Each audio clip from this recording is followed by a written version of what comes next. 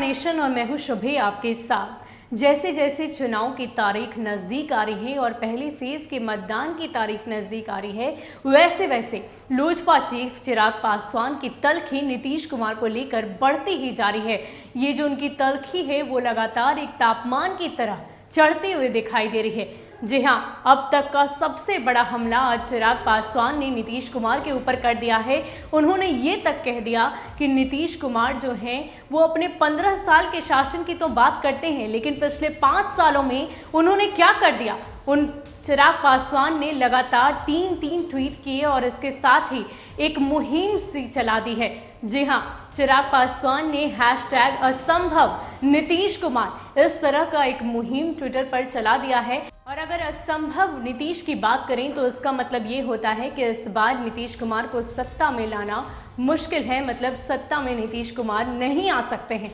लेकिन इन सब के बीच अगर राजनीतिक पंडितों की माने तो उनका कहना है कि आखिर चिराग पासवान जो पिछले कुछ दिनों पहले तक बिल्कुल नीतीश कुमार के साथ थे, उनके साथ कई सारी बातें और बहुत सारी चीज़ें वो कहते नजर आ रहे थे, लेकिन अब अचानक उनको ऐसा क्या हो गया है कि वो लगातार नीतीश कुमार के खिलाफ इतना ज़्यादा भड़क उठे हैं। आखिर इसके पीछे का मास्टरमाइंड कौन है, कौन उनको ये सारी सलाह दे रहा है, तो हम आपको बताते हैं कि आखिर वो कौन है जो इन सारी प्लानिंग के पीछे है, कौन चिराग पासवान को ये सारी प्लानिंग सिखा रहा है।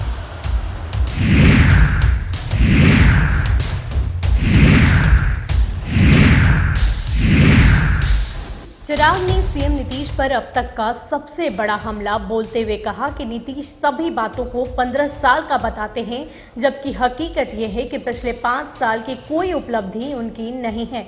उनके मंत्री विधायक पिछले 5 साल का हिसाब दे। चिराग ने कहा कि नीतीश और बिहार को बेबसी से निकलने के लिए कड़े फैसले लेने होंगे।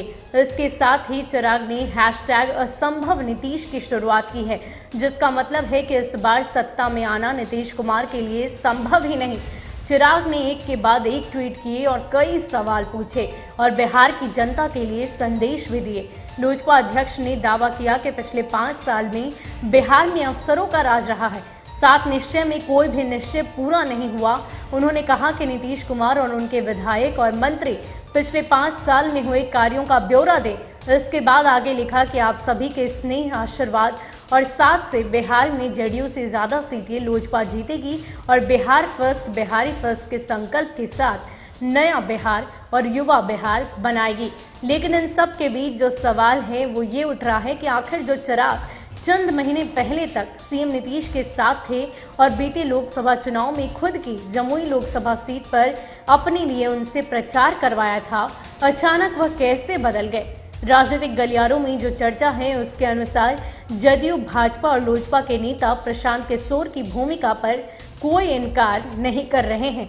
राजनीतिक सूत्र बताते हैं कि चिराग पासवान कभी नीतीश कुमार की आंख के तारे रहे प्रशांत किशोर की सलाह पर काम कर रहे हैं। दरअसल प्रशांत किशोर का जदयू से नाता खत्म हो चुका है और वह आधिकारिक तौर पर पश्चिम बंगाल में ममता बनर्जी को भी राजनीतिक सलाह देते नजर आ रहे हैं।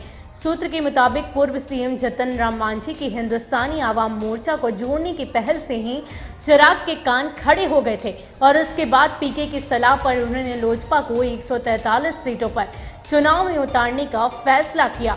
इसमें संदेश दिया कि उनकी पार्टी बिहार में एनडीए से बाहर है, लेकिन राष्ट्रीय स्तर पर एनडीए के साथ है। मीडिया रिपोर्ट्स के अनुसार चिराग के इस पहल के पीछे अंदर खाने में नीतीश के नेतृत्व वाली जेडीयू की जड़ कमजोर करना और लोजपा को मजबूत करना है। साथ ही अगर संभावना बनी तो भाजपा के साथ लोजपा की सरकार बनवानी है।